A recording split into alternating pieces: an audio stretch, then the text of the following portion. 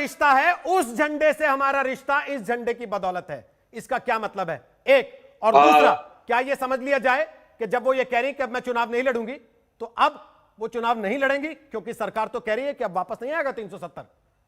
देखिए, दोनों बातों का उत्तर। जहां तक झंडे की बात है, तो ये कितना सफेद झूठ बोला जा रहा है। रोहित जी, हम और आप जितने भी लोग यहाँ पैनल में बैठे हैं, चाहे अखिलेश जी क्यों ना हो, जितने कश्मीर में आंदोलन हुए, किसने कभी कश्मीर का झंडा देखा? नहीं देखा। ना हम पहचानेंगे ना कोई और पहचानेगा।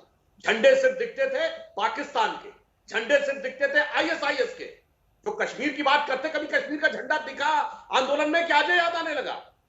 और जब ओपनली कहता था जाकिर मूसा, ये कोई कश्मीरियत की लड़ाई नहीं है, ये तो इस्लामिक खलीफत की लड़ाई है, तो सब रह के उसके बावजूद उसका समर्थन करते थे। कहां थी कश्मीरियत, कहां था कश्मीर का झंडा जो आज आपको याद आ रहा है? तब तो आपको सिर्फ दहशतगर्द नजर आते थे, आईएसआईएस का झंडा हिलाया जाता था, झुलाया जाता था। अब वो झंडे दिखने बंद हो गए।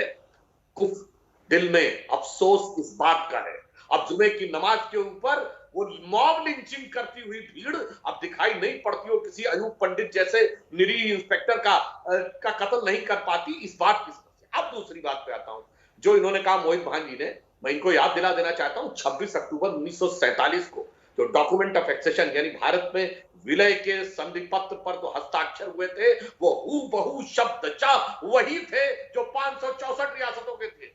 एक भी शब्द उसमें कश्मीर के लिए स्पेशल नहीं था। जो बाद में ऐड किया गया वो चोरी से ऐड किया गया। 35 से एकमात्र ऐसा कॉन्स्टिट्यूशन अमेंडमेंट था जो कभी पार्लियामेंट में आया ही नहीं। और प्रेसिडेंशियल प्रोक्लेमेशन, राष्ट्रपति के अध्यादेश के द्वारा कभी संविधान संशोधन सुना है? जो ये बात कह रही है। इसलिए अब अंत में एक बात और, ये सारी बातें लगातार जब 370 की बहस हुई है रखी गई हैं। मेरा बड़ा सीधा सा सवाल है, आप और अखिलेश प्रताप दो लोग हैं जो संसदीय प्रक्रिया को जानते हैं, इसमें हिस्सा लेते हैं। मैं आपसे एक चीज पूछना चाहता हूं सुधांशु जी, संसद के सदस्य होने के नाते क्या रास्ता है 370 की वापसी का? अगर ये कह रही है कि 370 आने तक चुनाव नहीं लड़ेंगे, 370 आने तक तिरंगे को नहीं मानेंगे, तो क्या 370 अब वापस आने का चांस है?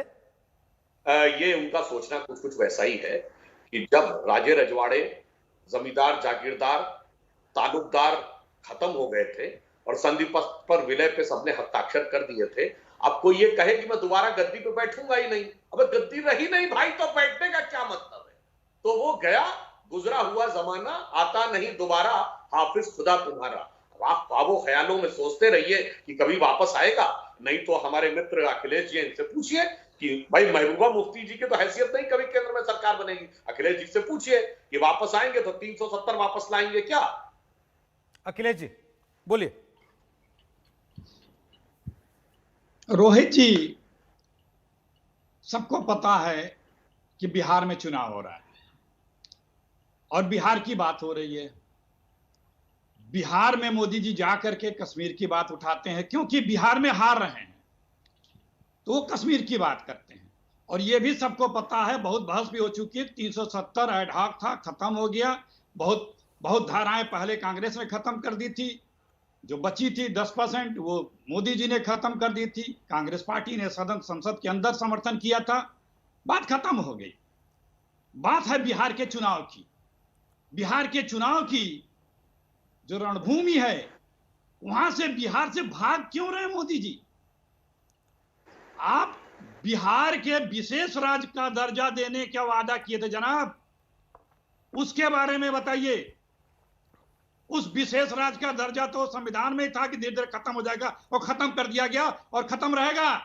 लेकिन बिहार के चुनाव में जो आपने वादा किया था, वो 2 साल 3 साल पहले कहा था हम बिहार को विशेष राज्य का दर्जा देंगे, उस विशेष राज्य के दर्जे की बात क्यों नहीं करते आप?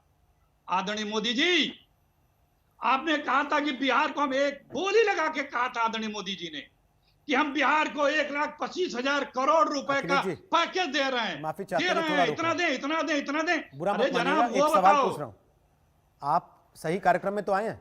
कहीं 6 बजे के कार्यक्रम के लिए तो हामी नहीं भरी थी आपने? क्योंकि 6 बजे इस बात पर हो रहा है कि बिहार के चुनाव में कश्मीर का भी जिक्र है और क्या क्या चीजें आज पीएम ने बोली हैं। इस समय 5 बजे जो बहस हो रही है सर, वो महबूबा मुफ्ती के बयान पर हो रही है कि तिरंगा नहीं उठाएंगे और दूसरा 370 वापस आने तक चुनाव नहीं लड़ेंगे। देखिए, तो क्या 370 वापस आएगा अगर आपकी सरकार आएगी? रोहित जी, तो मैंने पहले बता दिया, आपको सुना होगा। आपने मान लिया कि नहीं आएगा, आपकी सरकार आ भी जाए तो